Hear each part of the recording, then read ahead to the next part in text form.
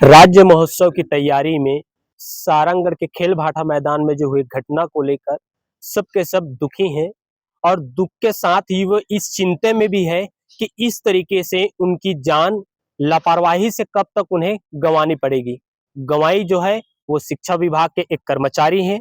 बताया जा रहा है कि वो होनहार और काबिल शिक्षक थे जिन्होंने अपनी बखूबी जिम्मेदारी निभाने में कभी भी कोई कोताही नहीं की, लेकिन गैर जिम्मेदारा एक जवाब देते हुए फिर उन्हें जिम्मेदारी देते हुए उन्हें ऐसी जिम्मेदारी पे रख दी कि उनसे एक फ्लेक्सी लगाएगा और फ्लेक्सी लगाने के बाद ही वो बिजली की चपेट में आ गए।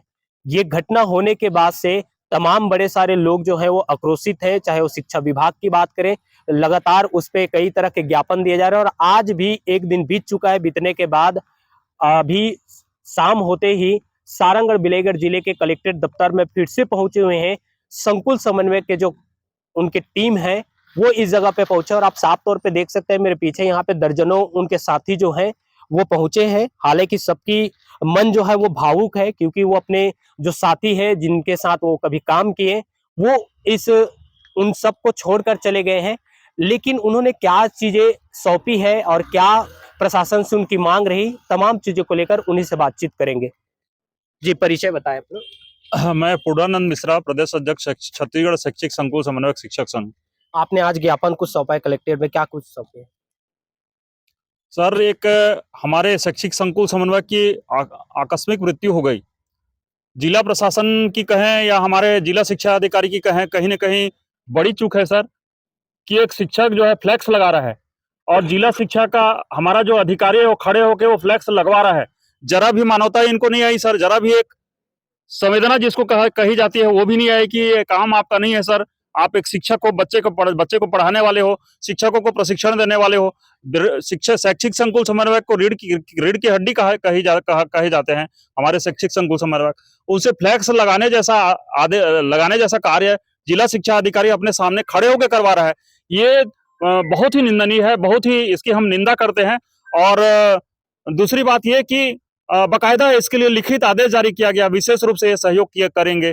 शैक्षिक संकुल समन्वयक सर अपने आला अधिकारियों की बात को नहीं मानते, बहुत अच्छे से मानते हैं। इसके पूर्व गिरदावरी जैसे जो फसल में कहाँ गलत तरीके से इसका आकलन किया गया है, रकबा किस रकबे में खेती हुई है नहीं हुई है, इसकी जांच करने के लिए भी ये शैक्षिक संकुल समन्वय की ड्यूटी लगाई गई थी, जिसमें हमारे जिलाध्यक्ष भागवत साहू जी और उनकी पूरी टीम ने जो है इसी डीओ को जाकर निवेदन किया था, सर ये हमारा काम नहीं है, हमको इससे बख्श दीजिए। लेकिन उन्होंने नहीं माना और फोर्सफुली अलग उन्होंने ये दबाव डाला कि आप लोग गैर तरीके से संगठन बनाए हो, गैर तरीके से गलत बात को मनवाने के लिए मुझसे दबाव बनाने आए हो, इस तरह की बात उन्होंने कही थी। और आज फिर से वही दबावपूर्वक कल उन्होंने फ्लैक्स लगवाया, जिसकी परिणति ये हुई कि हमारा एक शैक्षिक संकुल समन्वयक साथी जो है मौत को प्राप्त हो गया। सर हम लोग बहुत दुखी हैं। आज सामान्य व्यक्ति को लगता होगा कि ये तो सामान्य घटनाक्रम, यार ऐसे घटनाक्रम तो होते रहते हैं, लेकिन आप कल्पना करिए सर, जिस व्यक्ति की आय जो है 80,000 से ऊपर थी, कल आज उसके परिवार की आय शून्य हो गई है। उसके जीवन उसके ऊपर क्या बीत रहा होगा सर।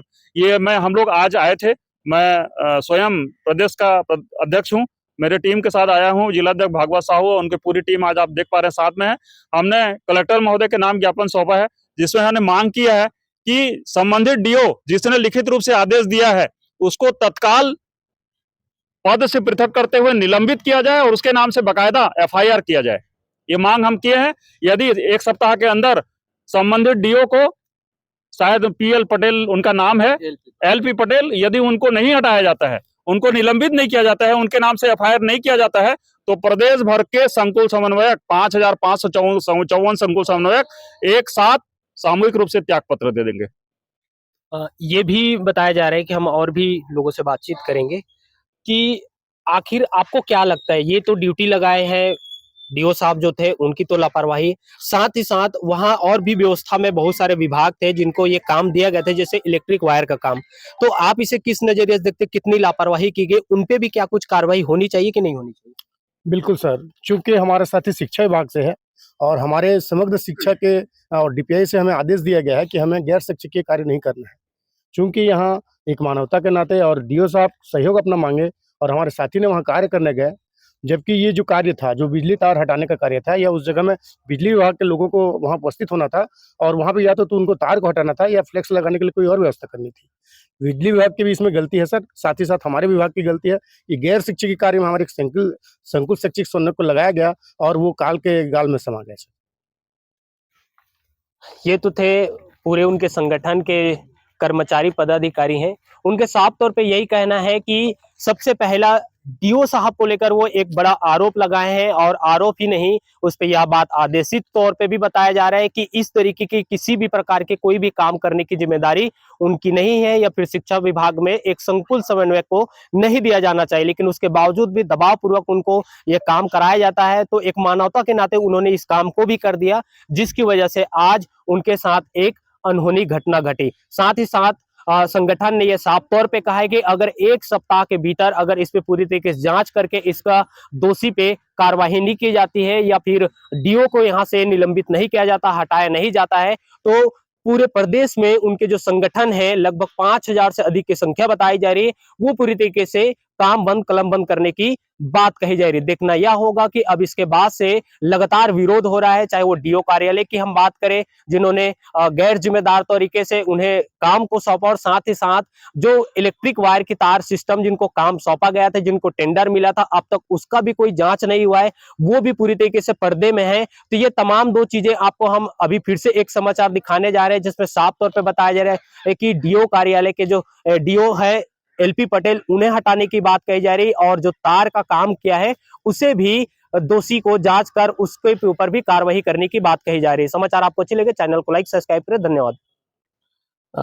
जिला संकुल समन्वय संघ द्वारा कल राज्योत्सव के समय आकस्मिक निधन के संबंध में एक ज्ञापन प्रस्तुत किया गया है। उनकी कुछ मांगे हैं जो उन्होंने ज्ञापन के माध्यम से प्रस्तुत किया है।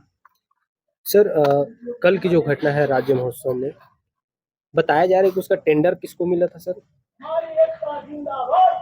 ये आदेश है, बिल्कुल इसमें अलग अलग विभागों की जिम्मेदारी सौंपी गई थी, तो वो जिम्मेदारी उसकी जांच होकर उसे करा लिया जाएगा जांच। बताया जा रहा है सर कि पीडब्ल्यूडी विभाग के विद्युत यांत्रिकी को ही दिया गया था, और ये भी बताया जा रहा है कि उनके जो इंजीनियर हैं उन्होंने इस काम को किया है।